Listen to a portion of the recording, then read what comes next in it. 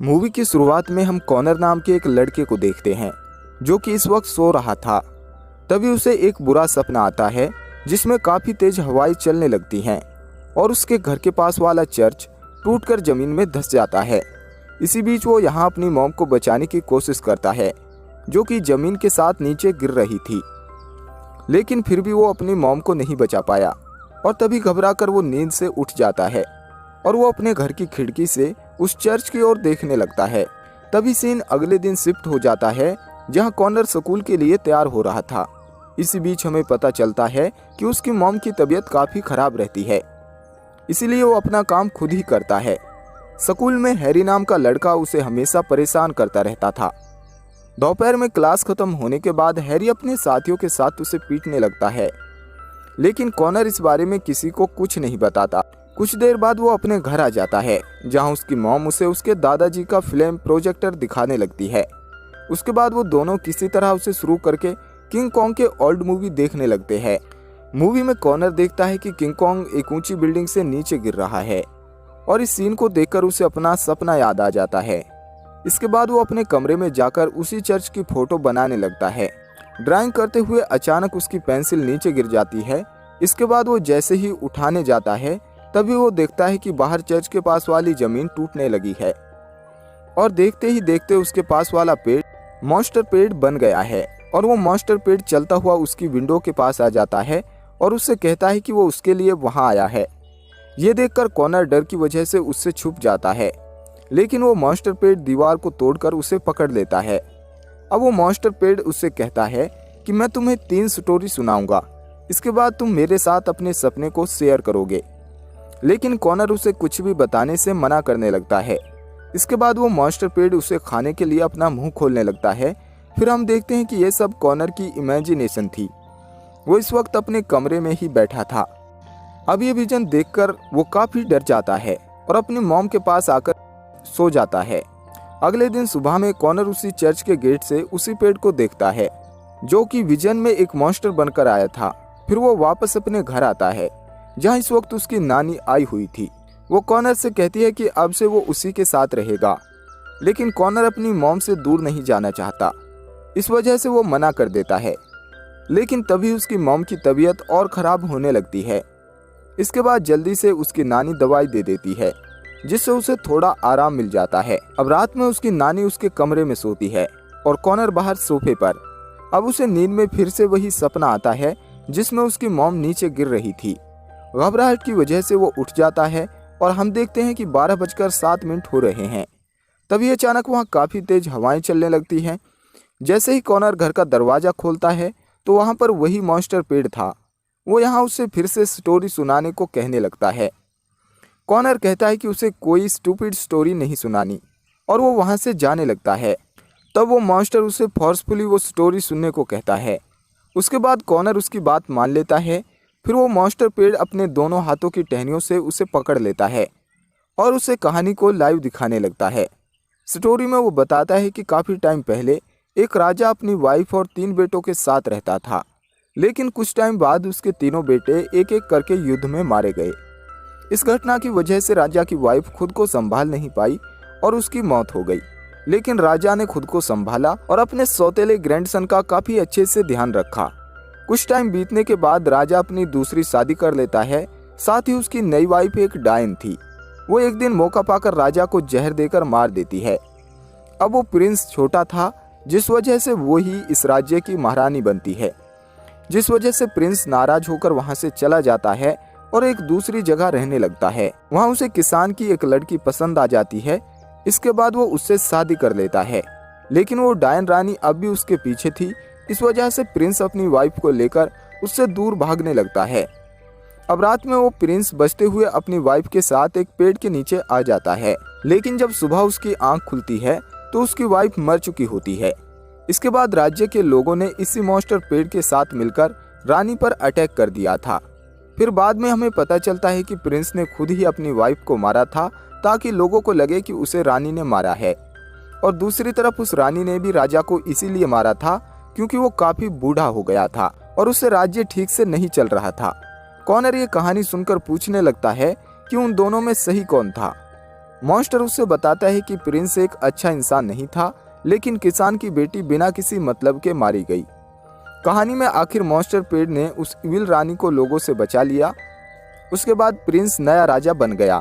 अब Connor monster से कहता है कि वो उसकी मदद करे नानी से उसे बचाने के लिए, लेकिन मॉन्स्टर पेड़ उसकी कोई भी हेल्प करने से मना कर देता है। अगले दिन कॉनर स्कूल में चुपचाप रहता है और किसी से कोई बात नहीं करता। इसके बाद जब वो स्कूल से वापस घर आता है तो उसकी नानी उससे फिर से अपने साथ चलने को कहती है, लेकिन वो कोई जवाब नहीं देता और अपनी मॉम के पास आ जाता है। यहाँ उसकी मॉम बताती है कि अब मुझ पर कोई इलाज काम नहीं कर रहा, जिस वजह से उसे अब हॉस्पिटल में एडमिट होना होगा और तब तक कॉनर को अपनी नानी के पास रहना पड़ेगा। अगले दिन फिर से उसे स्कूल में हैरी पीटता है। इसके बाद हम देखते हैं कि वो अब अपनी नानी के घर रहने लगा है। यहाँ उसकी नानी उससे कहती है कि वो किसी भी चीज को हाथ ना लगाए। इसके बाद अपने ऑफिस के लिए निकल जाती है। अपना टाइम बिताने के लिए कॉनर उस स्टोरी वाले प्रिंस की ड्राइंग बनाने लगता है और अपने फोन से म्यूजिक भी सुनता है। कुछ टाइम बाद घर की डोरबेल बजती है और जब वो डोर ओपन करता है तो वहाँ उसके डैड होते हैं। कॉनर अपने डैड को देखकर काफी खुश हो जाता है। खैर अब वो अपने डैड के साथ पार्क में जाकर एंजॉय करने लगता है। इसके बाद वो एक कैफे में बैठकर बातें करने लगते हैं, जहाँ कॉनर उससे कहता है कि वो उनके साथ रहना चाहता है, ना कि अपनी ओल्ड नानी के साथ। फिर उसके डैड बताते हैं कि इस वक्त उसकी कंडीशन ठीक नहीं है, इस वजह से उसे अपनी नानी के साथ ही रहना होगा। आगे उसका डैड उसे उसकी नानी के घर छोड़ देता है।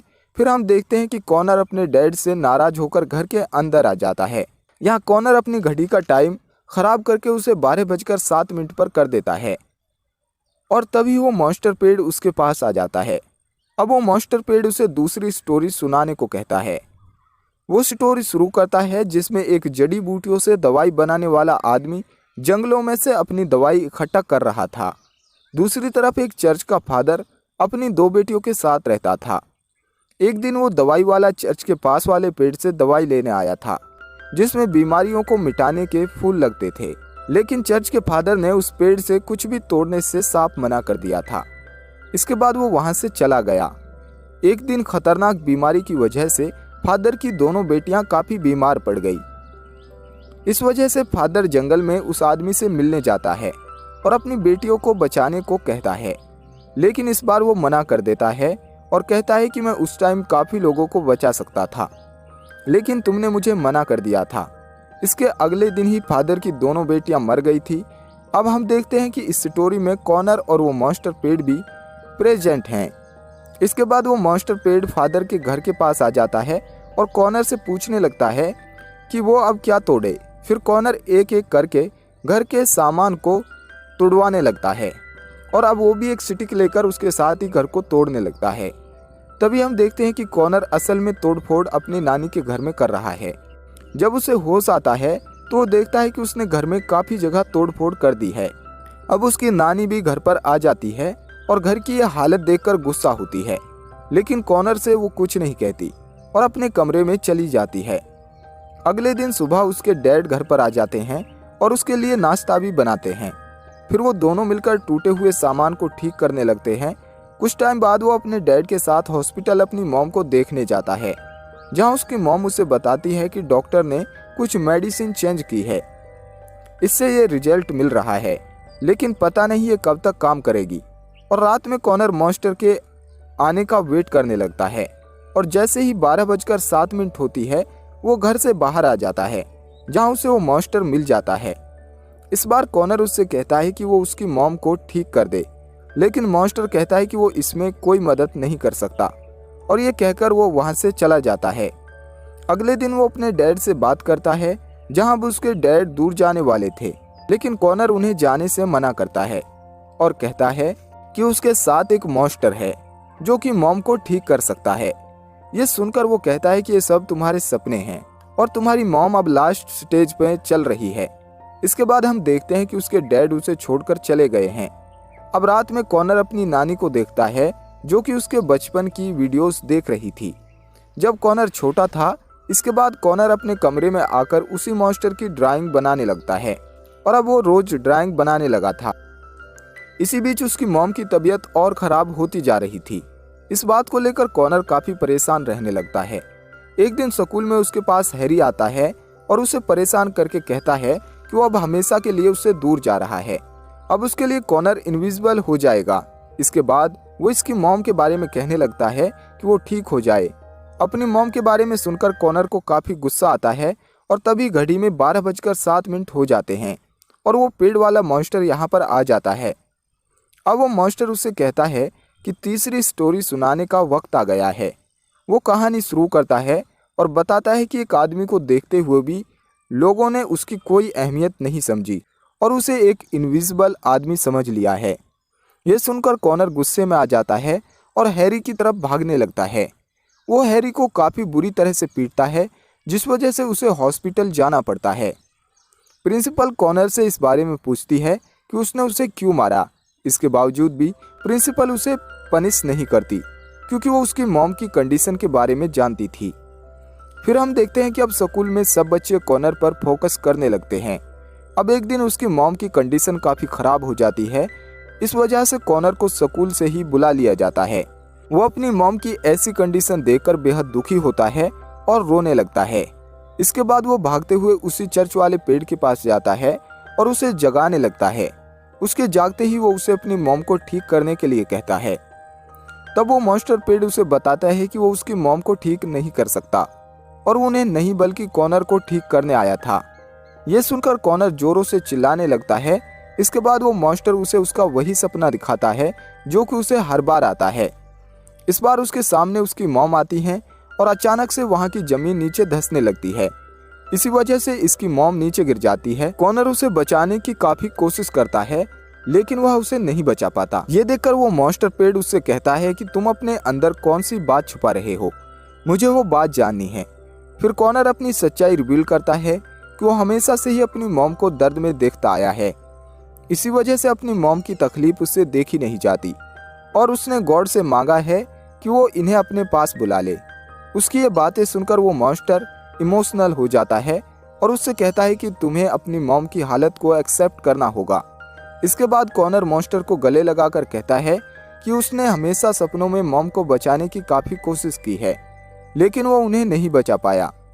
ये सुनकर मॉन्स्टर कहता है कि तुम्हें अपनी मॉम को जाने देना होगा और बार बार रोककर तुम खुद को तकलीफ दे रहे हो। अब वो उसे तीनों स्टोरी का मतलब बताता है कि पहली स्टोरी में वो प्रिंस बुरा होने के बाद भी लोगों के लिए अच्छा बन गया और दूसरी में वो दवाई वाला मतलबी होने के बाद भी दूसरों के लिए अच्छा था और तीसरी स्टोरी में उस इनविजिबल आदमी ने खुद को सबके सामने प्रूफ करके अपने लिए जगह बना ली। हम समझ पाते हैं कि ये तीनों स्टोरी कहीं ना कहीं कॉनर से कनेक्ट थी। अब कॉनर मॉन्स्टर के हाथों में ही थक कर सो जाता है। बाद में हम देखते हैं कि वो इस वक्त उसी पेड़ के नीचे सो रहा है। अब असल में वो मॉन्स्टर कॉनर की इमेजिनेशन था। इसने कॉनर को कभी भी अकेला महसूस नहीं होने दिया। इसके बाद रात में उसकी नानी उसे ढूंढती हुई यहाँ आ जाती है और उसे अपने साथ हॉस्पिटल ले जाने लगती है। रास्ते में कॉनर अपनी नानी से ठीक से बात करता है। इसके बाद दोनों में अच्छी बॉन्ड हो जाती है। अब उसकी नानी भी उसे समझने लगी थी। इसके बाद कॉनर हॉस्पिटल में अपनी मॉम से मिलता है और लास्ट बार उसे हग करके काफ़ी इमोशनल होता है। हम ये भी देखते हैं कि यहाँ पर वो मॉन्स्टर भी आ गया है। जैसे ही 12:07 होते हैं, उसकी मॉम उसे छोड़कर हमेशा के लिए चली जाती है। अगले सीन में कॉनर अपनी नानी के घर ठीक से रहने लगता है। यहाँ उसकी नानी उसे उसकी मॉम के पुराने रूम की चाबी देती है, जिसे अब कॉनर के लिए रेडी कर दिया था। कमरे में उसे अपनी मॉम की बचपन की एक ड्राइंग फाइल मिलती है। कॉनर उसे खोलकर देखता है तो उसमें तीनों स्टोरी के कैरेक्टर बने हुए थे। साथ ही उसमें उस मॉन्स्टर पेड़ की भी ड्राइंग थी, जिससे हम समझ जाते हैं कि उसकी मॉम भी अपने दर्द को छुपाने के लिए उसी मॉन्स्टर की इमेजिनेशन करती थी। अब आपको एक बात कंफ्यूज कर रही होगी कि वो ये है कि कॉनर इन सब कहानियों को कैसे जानता है और उसे वो मॉन्स्टर क्यों दिखाई देता था। तो इसका सीधा सा जवाब ये है कि जब कॉनर छोटा था तब उसकी मॉम उसे ये कहानियाँ सुनाती थी और इसीलिए उसे भी अपनी मॉम की तरह ही मॉन्स्टर दिखाई देते हैं। और हमारी मूवी यहीं पर पूरी हो जाती है। सो दोस्तों, आज के इस वीडियो में इतना ही। जल्द मुलाकात होगी एक और नई वीडियो के साथ। तब तक के लिए धन्यवाद।